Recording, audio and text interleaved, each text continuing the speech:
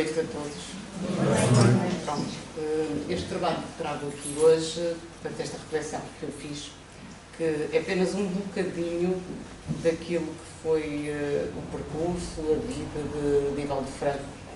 E eu agradeço já no início até ao Nerva a oportunidade que me deu para eu me perceber, sinceramente, quão grandioso foi este homem e a obra dele, que estaríamos aqui horas e horas a falar sobre ele. Está bem? Portanto, isto é só uma pequenina reflexão daquilo que, pronto, daquilo que eu fui capaz de fazer neste momento. Está bem? Portanto, vamos ver então ao longo deste trabalho quem foi este homem que Chico Xavier então disse que ele tinha uma estrela na boca, né? Exatamente pelo jeito como ele contava as coisas, como ele fazia, e que morreu, que uma bocadinho o Sr. José António disse também, ele estava a fazer aniversário, portanto morreu em 2025 também, e dizemos portanto, que ele partiu para a pátria espiritual exatamente aos 98 anos de idade, a 13 de maio de 2025. Divaldo nasceu então no Brasil, como já disse o José António agora há bocadinho, a 5 de maio. Foi em 1927, em Feira de Santana, na Bahia, ali muito perto ali de Salvador. Ele era o filho mais novo de 3 irmãos, filho do casal, aqui de Ana Franco e de Francisco Pereira Franco, aqui também, embora quando ele nasceu 5 dos irmãos tenham já morrido, quando ele nasceu. A infância deste homem aqui, que se tornou o maior divulgador da doutrina espírita da atualidade, portanto, que foi considerado embaixador do espiritismo, que sabemos também no mundo, não se revelou de modo algum fácil. Portanto, ele desenvolveu a mediunidade ainda na infância, mas sofreu muito com isso, e até quer em casa, com sovas dos próprios pais, porque não compreendiam a situação, também na escola, com os colegas, portanto, foi um bocadinho difícil então para ele este contacto inicial com o espiritismo. Então, aos 4 anos de idade, ali em 1931, aparece-lhe então o espírito de Maria Senhorinha, que era sua avó. Divaldo viu aproximar-se dele uma senhora, dizendo para dar um recado à mãe, e ele não achou nada estranho, porque achava que era uma pessoa, portanto, que não era um espírito, ele nem fazia ideia. Então, estava ali aquela senhora, tal como as outras, que lhe pedia para dar o recado então à mãe, Ana, e ele fez então o que ela lhe pedia. Portanto, ele dizia, diga a Ana que sou Ana, portanto, Maria Senhorinha, que era exatamente o nome dela. Então, quando Divaldo transmite o recado à sua mãe, portanto, ela não acredita e tenta demovê-lo daquele assunto, dissuadi-lo, dizendo que a senhora, Maria Senhorinha, não podia estar ali porque ela já tinha morrido. E, portanto, era impossível ela ter falado com ele. Tinha morrido exatamente a quando do parto da própria mãe de Divaldo, e portanto não podia ser possível, e que ela não acreditava portanto, que os mortos falassem com os vivos, e portanto não acreditou, apesar de tudo. Ele contou à mãe com tanta convicção que a mãe ficou a pensar no assunto, e mesmo porque ele ia contando outras coisas à mãe e outras pessoas, e então ela, por via das dúvidas nesta situação, ela levou a casa de uma tia, portanto irmã dela, que a tinha criado, porque a mãe como morreu no parto, e portanto, e o Divaldo, ela pediu-lhe para contar a história, e ele também contou-lhe que a senhora que lhe tinha dado este recado, que era uma mulher magrinha, de olhos verdes, usava um vestido branco, de babados peliçados, mangas compridas e gola muito alta, tinha os cabelos penteados para trás, presos em coque, como se usava antigamente. E portanto, perante esta descrição, a tia de Divaldo disse logo que era exatamente o que ele tinha visto, e estava a falar então com a avó dele, né? Pronto. E confirma exatamente essa situação. Divaldo, ainda pequenino, ele começa a viver aterrorizado, quando ele se apercebe de facto que as pessoas com quem ele falava, realmente, quando ele começa a ter a percepção que são espíritos, né? Que ele sabe mais depois dessa situação. E então, além da discriminação no meio familiar, depois na escola também, ele começa a lidar com algumas visões perturbadoras, provocadas por espíritos, que às vezes até lhe tiravam o sono também, com um espírito obsessor, que ele contou aqui a história também, que começa a perseguir por volta dos 7 anos de idade, a quem ele dá então o nome do Máscara de Ferro. Portanto, tratava-se da alma de um religioso que se queria vingar, portanto, de Divaldo, por desentendimentos que eles tiveram numa encarnação, numa passada encarnação, precisamente no século XVII, quando ambos eram religiosos franceses, depois houve ali um desentendimento entre eles e que Divaldo acabou com a vida, pôs fim à vida exatamente desse religioso. E pronto, ali a reencarnação. Mas depois de pedir perdão e mostrar-se arrependido, portanto, por essa razão, portanto, Máscara de Ferro, como ele lhe chamava, continua a persegui-lo. e durante alguns anos, até que um dia então tudo acabou graças a aqui, porque já adulto, depois de Divaldo na mansão do Caminho, vai acolher uma criança que, pronto, que era filha de uma senhora muito pobre e que não a conseguia criar, então foi à casa do Caminho exatamente a entregá-la. Então Divaldo vai acolhê-la com todo o amor, com todo o carinho. E essa criança era exatamente a reencarnação da mãe do Máscara de Ferro. Portanto, perante esta situação, o Máscara de Ferro vai se render totalmente à vontade de Divaldo, exatamente a carinho, a fraternidade, e vai exatamente acabar com esta perseguição. Então, a Divaldo, aqui nesta altura que começa a acontecer. Um outro acontecimento, portanto, que nos conta também Divaldo no Semeador de Estrelas, ele conta-nos aqui, ocorreu então em 1939, que abalou a infância e a adolescência aqui de Divaldo, em que ele ficou muito triste, foi exatamente o suicídio da sua irmã Nair. Portanto, aqui, passado algum tempo, o desencarne de Nair, portanto, o espírito encontrava-se em grande sofrimento pela sua atitude impensada, portanto, ele começa a aparecer e a implorar, então, depois ajuda a Divaldo. E durante muitos anos, passado alguns anos, ela reencarnou, então, como filha de uma mulher também bem pobre, não tendo como criar, recorreu então à mansão do Caminho, e então ela foi acolhida por Divaldo, foi criada, mas voltou a desencarnar aos 9 anos de idade também.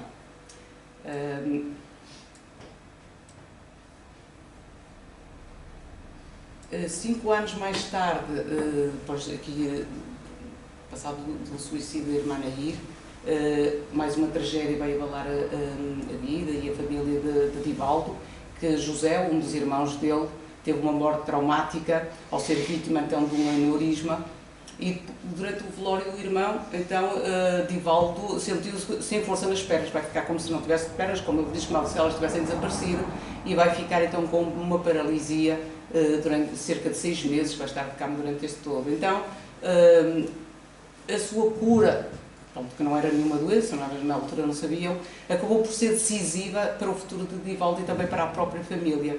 E porquê? Aqui, como nenhum médico conseguia diagnosticar a situação de Divaldo, problema que a família andavam a correr vários médicos para resolver a situação, então, um dia desesperado, a família aceitou então a ajuda de uma senhora, que era Ana Ribeiro Borges, conhecida, era uma médica bem conhecida lá da zona, então a família aceitou, portanto levou-a lá para que ela consultasse para que visse Divaldo. E então ela, logo de imediato, identificou aqui o espírito do irmão José, que de facto estava perturbado pela morte repentina e se tinha prendido ao irmão.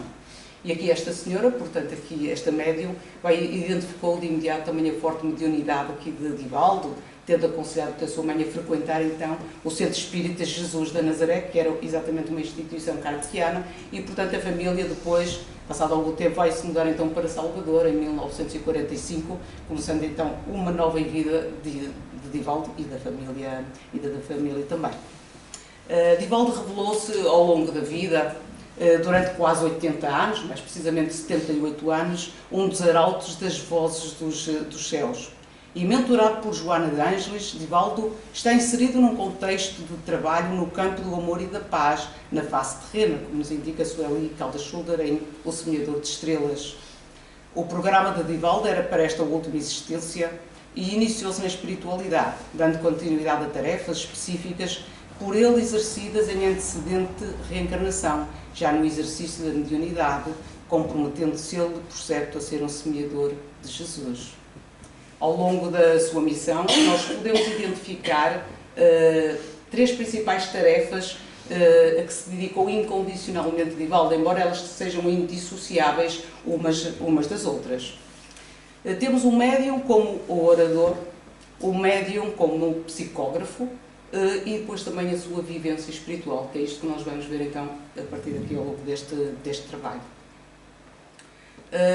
Sueli Caldas-Schulder homenageia Divaldo escrevendo em O Semeador de Estrelas o seguinte: a seara é grande, eis que vem o semeador e a percorre. Seus passos são firmes, decididos e incansáveis.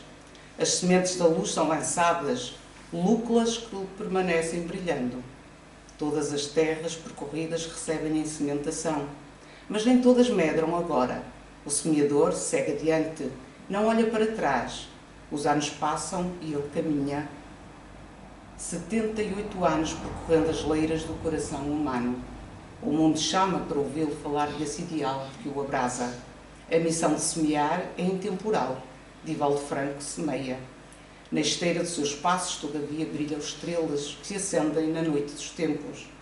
A Via Láctea, iluminada, refulge e aponta, com seu caminho de estrelas, a direção do Cristo cósmico. O semeador sai a semear. Divaldo conta-nos depois a história dele quando chegou a conhecer Joana, quando ele descobriu Joana pela primeira vez, exatamente na residência de uma família amiga, onde ele, juntamente com um pequeno grupo, se encontravam semanalmente, quando estavam então a dar os primeiros passos no exercício da mediunidade. Ele diz-nos mesmo que não tinham a mínima ideia aqui ainda o que era isso do espiritismo. Isto aconteceu no dia 5 de dezembro de 1945, quando ele tinha 18 anos de idade. Portanto, viu Joana, mas não com as características com que ela lhe ia aparecendo depois, que seria assim, alguma claridade muito grande, clarão, portanto, mas não com a definição com que ele viu depois. Portanto, e quando ela lhe aparece, então, com uma voz muito meiga, ele vai lhe dizer, Divaldo, eu tenho a tarefa de caminhar contigo na atual existência corporal e envidarei todos os esforços para que a nossa missão se coroe de êxito. Não te prometo regalias e nem as comodidades que às vezes entorpecem os sentidos e aniquilam os ideais. Não esperes de mim aquilo que o mundo pode dar e que tu conseguirás com o teu próprio esforço. Mas eu te afianço ser necessário que, na tua fidelidade à palavra do Senhor, contes com a minha presença de amiga, na razão direta em que eu posso contar contigo nas necessidades do nosso programa. A partir daqui, então, Joana, e diz-nos Divaldo, então, em muitos sítios, que a sua mentora constitui-se, então, como um farol aceso na luta contra a ventania em todos os dias da vida dele. Divaldo conta que ficou muito frustrado quando perguntou a Joana como se chamava. Ela queria muito saber como é que era o nome dela, quem era ela, e ela simplesmente responde, chama-me um espírito amigo. E, portanto, mas esta ideia não sai da cabeça de Divaldo, porque ele diz mesmo que pronto, queria saber, e que na altura toda a gente sabia, ele queria saber muito. E então, em 1949, ele conhece Chico Xavier, fica hospedado em sua casa, em Pedro Leopoldo, e pergunta-lhe, Chico, você com essa visão transcendental viu quem é o meu guia? E pronto, diz Divaldo que na altura toda a gente tinha um guia, toda a gente queria saber quem era, e portanto ele também era filho de Deus e queria saber também quem era o guia dele. E Chico responde, Divaldo, que coisa eu vi, mas eu não sei quem é. E portanto, Chico ainda vai ficar mais frustrado com esta situação, porque continua a interromper aqui. Mas ao longo dos tempos, ao longo dos anos, várias pessoas iam questionando Divaldo, quem era o seu guia, fazendo ficar cada vez mais frustrado, porque ele não sabia responder. E estava pronto, casamento. Então um dia Divaldo resolve conversar novamente com uma conversa bem séria com Joana, com o espírito amigo, porque ele não sabia que era Joana. Então, depois de muita insistência, Joana diz a Divaldo que o chama então de Joana. Quando estou a dizer Joana, mas ele na altura não sabia que era o espírito amigo. E ele responde, mas só Joana? E diz, então Joana diz, olha Divaldo, chama-me então Joana de Ângeles. Foi a partir daqui que ele começou a saber então o nome do. E Joana, a partir daqui, então, conta a Divaldo quem foi na sua última encarnação e, satisfazendo também o pedido de Divaldo para que deixasse ver o seu rosto, então ela materializou-se e aqui então ele fica depois a conhecer-nos e a dizer-nos como é que era então a Joana. Ele, perante a sua imagem, fica rendido completamente à sua mentora e diz mesmo, eu me comovi e me senti profundamente a ela vinculado, como se isto em mim, no momento, tivesse desabrochado. E questionou então porque é que ela não lhe tinha dito antes quem era aqui, e Joana diz-lhe que ele era muito imaturo ainda e portanto tinha de aprender a ser muito paciente, tinha que trabalhar a paciência. E diz mais a Divaldo que entre os espíritos responsáveis, uma tarefa passa a ter valor depois que os 10 primeiros anos são vividos com abnegação, ou seja, com desprendimento, com generosidade. Porque até aos 10 anos de atividade pode-se considerar um trabalho de entusiasmo. mas quem é fiel em 10 anos de lutas já merece uma promoção de responsabilidade.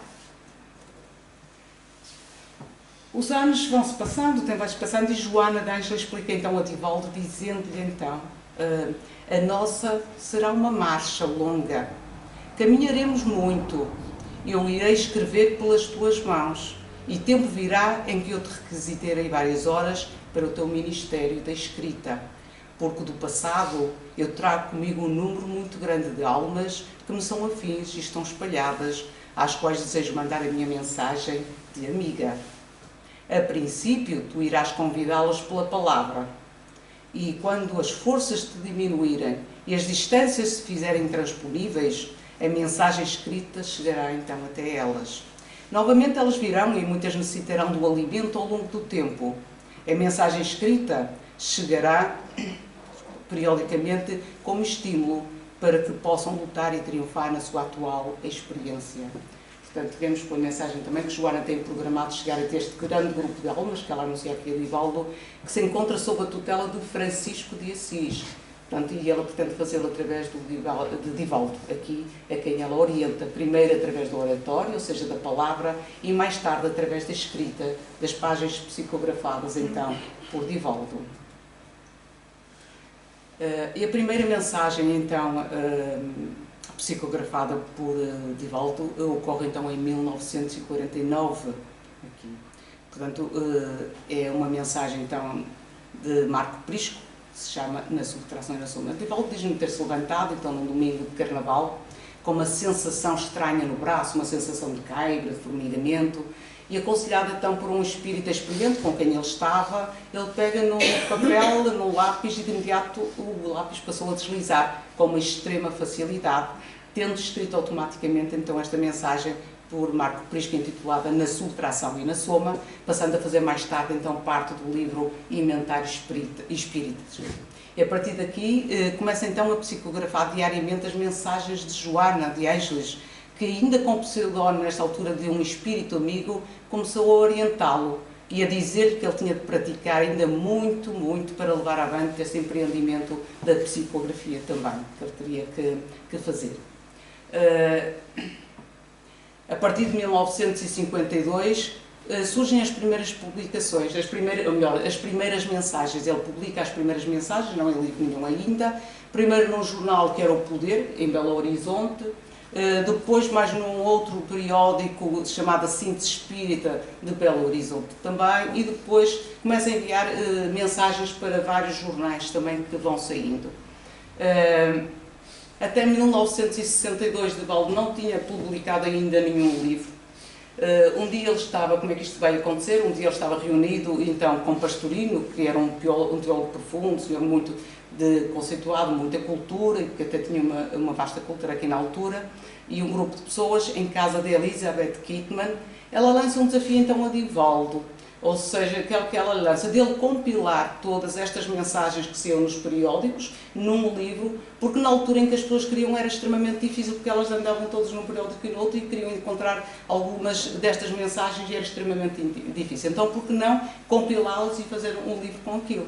E Divaldo até ficou todo entusiasmado, e então falou com o Pastorino, que tinha uma editora também, e ele dispôs-se logo até a lançar um livro e dessas mensagens, e então ele perante isso vai conversar com a sua mentora, com Joana, sobre o assunto. E então Joana concorda, apesar que Joana diz que já estava previsto, como vemos nas palavras há bocadinho, isto para Divaldo, esta atividade também, mas que não era para já.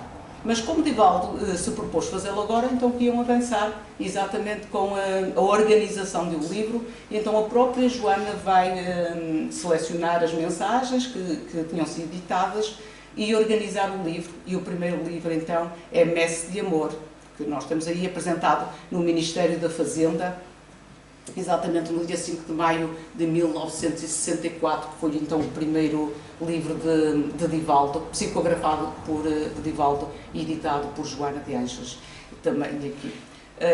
Os temas principais são sobre a reencarnação, a lei de causa e efeito, o amor, autodescobrimento, a visão vida após a morte e o Evangelho de Jesus. É um livro extraordinário, que eu li também, que confesso que não conhecia, e recomendo a toda a gente ler este livro, que é extraordinário mesmo. E, portanto, sobre este livro, portanto, aqui a Messe de Amor, Divaldo conta-nos aqui 2 pequenos episódios, muito interessantes, eu acho aqui sobre este livro. Ele diz que recebeu o livro, portanto, ele estava pronto, então recebeu o livro no dia 5 de maio, portanto, no dia do seu aniversário. Emocionado, então ele abriu o livro, portanto, em casa estava, e ficou extremamente chocado com o livro, quando ele reparou que uma das páginas do livro estava de pernas para o ar, estava ao contrário. E a questão é que o livro ia exatamente ser apresentado naquele dia. Ele ficou todo aflito, como é que vamos divulgar então agora o livro quando aparece uma destas páginas? E ele então, para resolver o assunto, muito aflito, liga a Pastorino, ao seu amigo, e que este senhor, com muita calma, muita experiência, diz: Divaldo, vamos resolver a situação de uma forma. Então vamos pegar numa gilete, o que é que eles fizeram? Pegaram numa gilete, cortaram a páginas, todos os livros, eram cerca de 200 livros, eles cortaram a página e puseram nos livros exatamente tudo direitinho. E Divaldo ficou todo contente porque a situação ficou completamente, portanto, resolvida. Ainda sobre este livro, Divaldo conta-nos outra situação muito interessante, mais um episódio bem curioso. Ele diz-nos que, após a apresentação do livro, pronto, sai muito satisfeito, até de certa forma orgulhoso por aquilo que estava a acontecer. Ele dirige-se então para casa com um exemplar do livro e, muito emocionado, chega a casa, coloca lá o livro em cima do móvel, encostado no candeeiro, e então surge a figura de Joana, muito luminosa. Ele diz-nos mesmo que a ideia que eu tenho até hoje é que ela era uma fada, dessas fadas madrinhas das tradições das histórias. Ela chega com um botão de rosa, de haste longa, bem fechadinho, e colocou-o ao alto junto do livro. A questão é que o botão então começou a desabrochar, abriu-se, tornando-se numa linda flor. Mas logo de seguida, o que é que ele nos conta? Que as pétalas começaram a cair. Ele diz que a sensação que tinha que as pétalas eram pétalas de sangue, tendo deixado então manchado o livro de amor. E então aqui Joana diz a Divaldo: aí tens o símbolo do teu futuro psicográfico. Se tiveres coragem para levá-lo adiante, conta comigo. Mas não esperes flores. A flor será a mensagem, mas a tua será a parte do sofrimento. Se estiveres disposto a dar o testemunho do silêncio, a receber a crítica mordaz e sarcástica, a ter ferida a alma com os espinhos da perversidade alheia e ver as mensagens serem levadas à praça pública do ridículo, de forma que te sangra o coração até serem jogados ao lixo, e se tu aceitares isso como fenómeno natural, sem te defenderes nem as procurar defender ou a nós os espíritos, porque o nosso defensor é Jesus, tudo bem. Quem vai defender-se perde tempo, e enquanto se está defendendo, os amigos espirituais não podem tomar as decisões compatíveis para que permaneça a verdade. O médium que se defende é aquele que não confia em Deus e que não é realmente um bom instrumento. Como médium, a tua tarefa é seres fiel ao dever e não te preocupares com os resultados, que não são teus, e sim do Cristo. Portanto, Joana de Ângeles, a afável mentora, guia-lhe sempre os passos e, junto sob o olhar de Francisco de Assis, eles conduzem então essa grande família espiritual que se vincula então ao encontro de Jesus.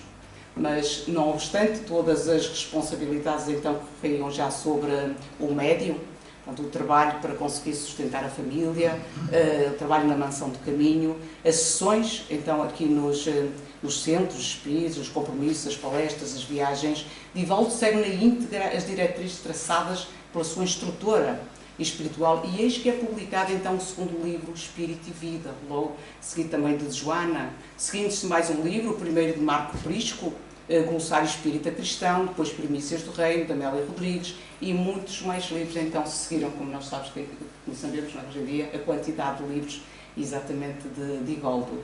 E, portanto, entre os espíritos comunicantes, psicografados por Divaldo, encontram-se, por exemplo, Amélia Rodrigues, uma narradora poética de grandes momentos do cristianismo primitivo, com mensagem sobre o Evangelho, tem uma coleção de 12 volumes sobre isso. Vítor Hugo, que é um escritor que tem todo um estilo literário de rara dramaticidade, como nós vimos também em França. Viana de Carvalho, um dos maiores tribunos do espiritismo também no seu tempo. Manuel Filomeno de Miranda, que se dedica aos estudos dos fenómenos da obsessão, desobsessão e ao trabalho dos mediúnicos, com destaque pela sua obra dos bastidores da obsessão. Marco Prisco, já referi agora há bocadinho também, um pseudónimo de uma entidade que viveu no tempo de Jesus e o conheceu na Palestina. Rabindranath Tagore, um poeta lírico indiano e premiado com o Prémio Nobel da Literatura em 1913. Joana de Ângeles é mentora dele, portanto, como por exemplo com a série psicológica, não é? Homem Integral, A Vida Plena, Vidas Vazias. Pronto, são alguns dos livros. Portanto, com isto, Divaldo psicografou mais de 260 obras, com mais de 10 milhões de exemplares vendidos e traduzidas por 17 idiomas. E todos os direitos autorais, portanto, de todas as obras dele, vão integralmente para a Mansão do Caminho, para a obra social Mansão do Caminho. Não é? A parte deste gigantesco aqui da psicografia, deste empreendimento iniciado antes e de acordo, portanto, já vemos com os planos da espiritualidade maior, Divaldo leva a mensagem espírita às multidões através da palavra também, que era isso que tinha sido programado inicialmente, e, portanto, através da oratória. Ele realiza a sua primeira palestra a 27 de março de 1947, com aqui cerca de 19 anos de idade, na União Espírita Sergipina, exatamente aqui com uma plateia de 20 pessoas que ele começa aqui. E pronto, e a partir daqui, Divaldo não para mais a sua atividade, não é? Ou não parar, pronto, até regressar à pátria espiritual. Ao longo de 78 anos de oratória espírita, Divaldo cruzou então os 5 continentes, onde ele proferiu mais de 20 mil palestras e seminários por mais de 70 países, e muitos deles por várias vezes, portanto, muitos dos países, como é o caso de Portugal, onde eu nunca tive a oportunidade de diretamente, mas penso que há aqui pessoas que tiveram. Não é? Divaldo visitou Portugal desde 1967 e depois nós sabemos que em 1967 estamos aqui em pleno auge aqui ainda da ditadura em Portugal, não é? Portanto, o chamado Estado Novo e portanto, da proibição e perseguição exatamente destas questões religiosas, a não ser a Igreja Católica, não é? Portanto, e aqui esta proibição também de acontecer aqui. Por exemplo, em 2013, ele esteve cá em Portugal em 10 localidades, aqui praticamente de norte a sul. Depois, em 2016, esteve depois de 2013, eu acabei sem aqui para 2016, mas ele esteve aqui também, está bem? Em 2016, esteve no 8º Congresso Espírita Mundial, também em Lisboa, e aqui refiro aqui porque ele vai encerrar o Congresso com 2 belas palestras aqui, exatamente na altura com o Espírito Bezerra de Menezes, não é? Através da espiritualidade que ele dá e da psicografia que ele deixou aqui, estas mensagens de Bezerra de Menezes aqui, como um incentivo aqui ao amor. Depois em 2017, 2018, 2019 ele está novamente aqui em Portugal, em 2020, direto a partir da Mansão do Caminho, ele faz aqui um direto, portanto aqui esteve online.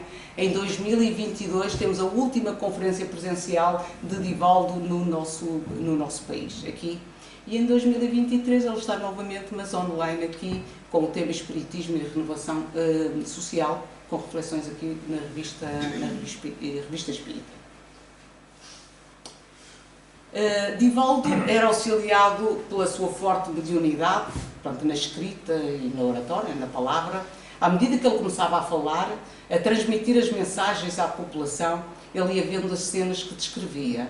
E nesta altura ele transmitia as mensagens de Amélia Rodrigues, portanto, logo no início, que posteriormente ele transcrevia então depois para o papel. E então ele diz-nos mesmo isto, que muitas vezes nas palestras eu via uma fita como de teletipo, que passava celeremente ante a minha visão psíquica e que eu ia lendo e enunciando os postulados ali escritos. Portanto, vemos aqui exatamente aquilo que ele nos vai descrevendo também. Vemos que, então, portanto, há uma notável atuação aqui dos espíritos benfeitores nos instantes das palestras do orador, daquele que é chamado, então, o semeador de estrelas, e segundo Chico Xavier, tendo uma estrela na boca. As suas conferências atraíam sempre multidões, tornando-se difícil arranjar auditores com capacidade para acolher todos aqueles que pretendiam participar nas suas palestras. Portanto, nestas palestras, Divaldo emociona as pessoas com os seus comentários, as suas narrativas, os ensinamentos transmitidos, a forma como ele vivia exatamente aquilo que transmitia. E ele tornou-se um dos maiores médiuns, então, e oradores espíritas da atualidade. Incansável na sua missão, ele trabalhava 16 horas por dia, todos os dias da semana, portanto, durante anos a fio. e, portanto, com este trabalho todo, os anos 50 tornam-se para Divaldo extremamente marcantes na sua vida. As instruções que promanam dos espíritos são verdadeiramente as vozes dos céus, que vêm esclarecer os homens e convidá-los à prática do Evangelho, como podemos ver no livro O Evangelho.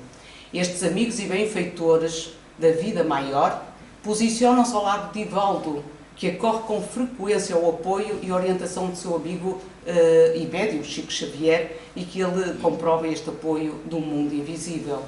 Portanto, é exatamente nos anos 50 que Divaldo recebe as duas mensagens mais expressivas, então, aqui do mundo maior, portanto, que é enviada através do Chico Xavier, aqui, e Pietro Ubaldi, assinadas por Francisco de Assis, qual vamos passar a citar aqui uma delas, que foi psicografada por Chico Xavier. Meu filho, Deus te abençoe. Começa assim Francisco de Assis.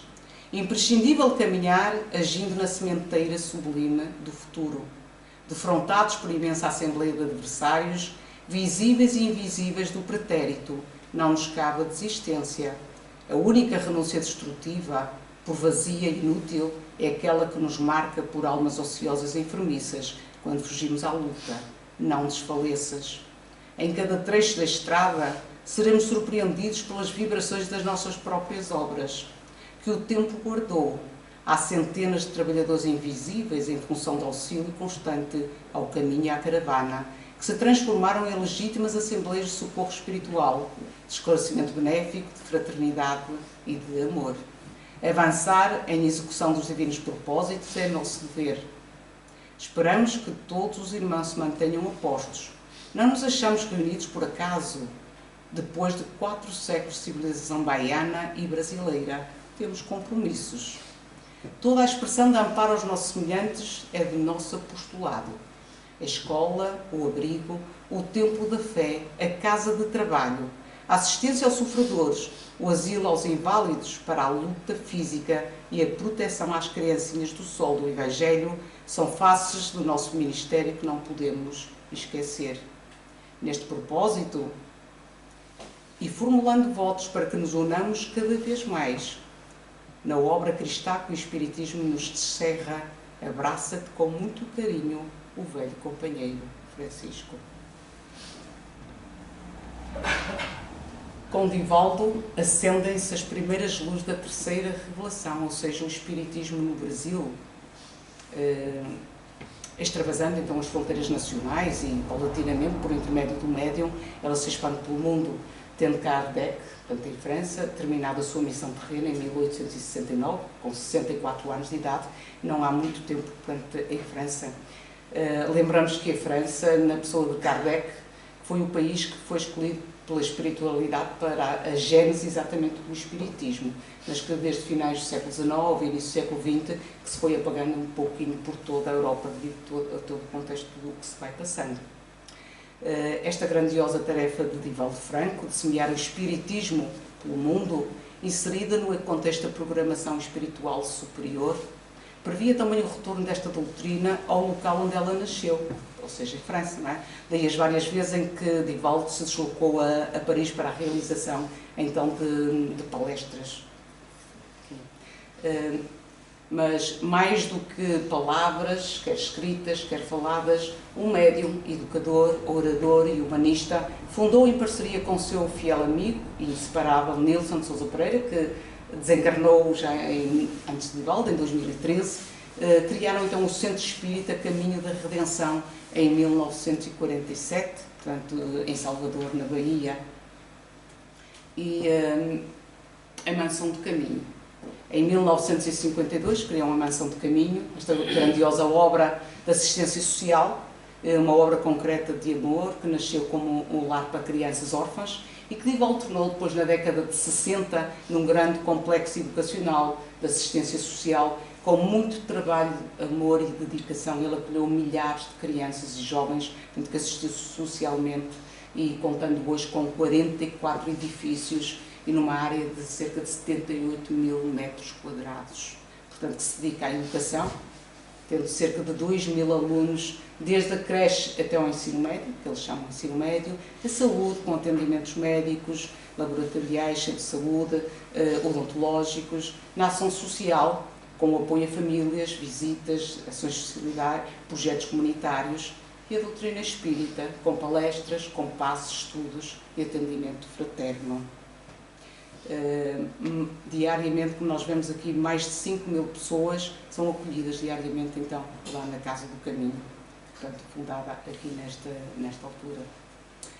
Divaldo Franco, como uma parte de nós sabe, ele não teve filhos biológicos, mas foi um pai educador incansável, tendo registado mais de 650 filhos em seu nome, que cresceram então nas casas-lares da Mansão do Caminho, e que com muito carinho eles chamavam o tio Divaldo.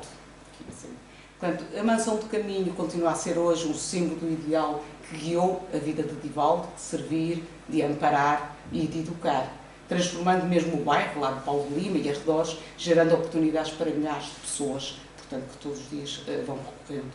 Portanto, com Divaldo, nós vemos, a caridade caminhou sempre a par com a mediunidade. Todas as receitas, já como foi referido há bocadinho, da sua obra mediúnica, para além dos livros, assim como as gravações de palestras, de seminários, entrevistas e mensagens do próprio Divaldo, reverteram na totalidade para sustentar a obra social A Mansão do Caminho. Portanto, foi uma obra que ele se dedicou também e que ele tinha aqui a sua vivência espiritual aqui muito perto e muito próxima daquilo que fazia e acreditava. Para além de tudo isto, mais coisa, porque ele fez muito mais coisas que isto, e a par disto, portanto, Divaldo idealizou e criou o movimento Você e a Paz, criado em Salvador, em 1998, exatamente, com o propósito de levar os participantes a uma reflexão profunda sobre a necessidade de renovação dos sentimentos e comportamentos, promovendo a paz interior, promovendo a não violência. Portanto, este movimento expandiu-se, chegando a ser realizado em mais de 75 países, mais de 75 cidades, 14 países, incluindo até edições na própria sede da ONU. Divaldo, com tudo isto, vejam que ele foi galardoado como forma de reconhecimento da sua relevante trajetória, à frente de questões humanitárias, nos seus aspectos sociais e educacionais, e também muito fortemente como líder espiritual, com mais de 800 homenagens, dentre as quais referimos, por exemplo, aqui a atribuição do título aqui, do 205º título aqui de Embaixador da Paz no Mundo, portanto, atribuído pela Embaixada Universal da Paz em Genebra, na Suíça, em 2005. É este o trabalho que eu trouxe aqui para partilhar convosco e encerramos assim, portanto, esta reflexão convosco, aqui um bocadinho do que foi a vida de Divaldo, dizendo a Divaldo que nos seus passos cintilam as estrelas que ele semeou, deixando uma esteira brilhante a indicar aos que estão andando o caminho da felicidade. É isto. Obrigada por terem participado.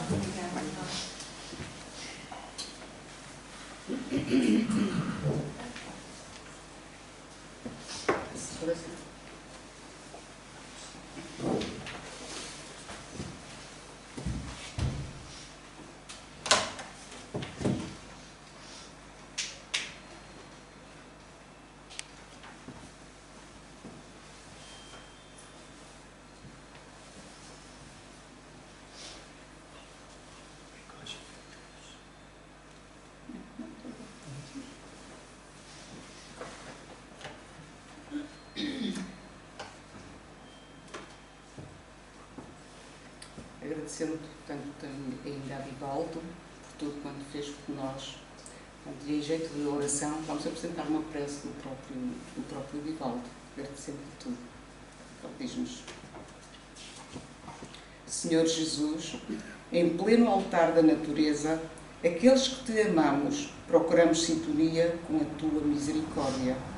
Invocando o teu diálogo com a mulher samaritana, deixamos o templo material para estar contigo no coração, pensando, no entanto, naqueles que virão depois de nós, os cansados do caminho, os atingidos pelas vicissitudes que buscaram os combalidos, que deverão encontrar repouso, apoio e encorajamento aqui, quando se erguer a obra que o teu amor programou a benefício de todos nós. Eis porque nesta pausa de atividades, antes de quaisquer outras realizações, o nosso pensamento se volta no teu rumo, para pedir-te que abençoes os propósitos que trazemos em mente, neste lugar dedicado à tua bondade. Evocamos, Senhor, todas as tuas lições que perpassam em nosso pensamento, com a celeridade dos tempos idos, com o passo lento dos tempos por vir, e nos recordamos da necessidade de, unidos, levantarmos santuários ao amor, templos de fraternidade e abrigos à solidariedade humana. Permite que o teu discípulo Francisco, este peregrino de Assis, receba a nossa oblata a ele dirigida nesta casa que se erguerá em seu nome, para homenagear-lhe a caridade e a abnegação. Permite que ele, nas múltiplas tarefas que desenvolve, abençoe este esforço em teu nome, Senhor, para que se torne realidade objetiva o nosso programa espiritual de bem-fazer. Tantas vezes, repetidas vezes, nos havemos comprometido para abandonar. Prometemos serviço para derrapar na negligência. Assumimos responsabilidade para nela nos evadirmos. Hoje não. A tua doutrina nos comanda. A tua presença que nos fascina constitui-nos a segurança para que a vida trabalhe dentro dos postulados do dever. Não obstante, em considerando a fragilidade que nos tropifica, conduz-nos, Senhor, com a tua mão doce e enérgica e a tua voz suave e forte, para que o vendaval das paixões não nos derrube, nem as nossas iniquidades interiores tisnem a claridade do nosso discernimento. Abençoa, portanto, este punhado de audaciosos, servidores do teu nome, na concretização deste ideal de amor, para que a dor na terra, no amanhã, seja menos doída e o infortúnio se nos apresente menos desarticulador da esperança. Que os bons espíritos, anjos tutelares do nosso caminho, que nos inspiram, tentando aproximar-nos de ti, permaneçam conosco, elevando-nos. Insistam conosco, trabalhando pela nossa redenção. Que assim seja.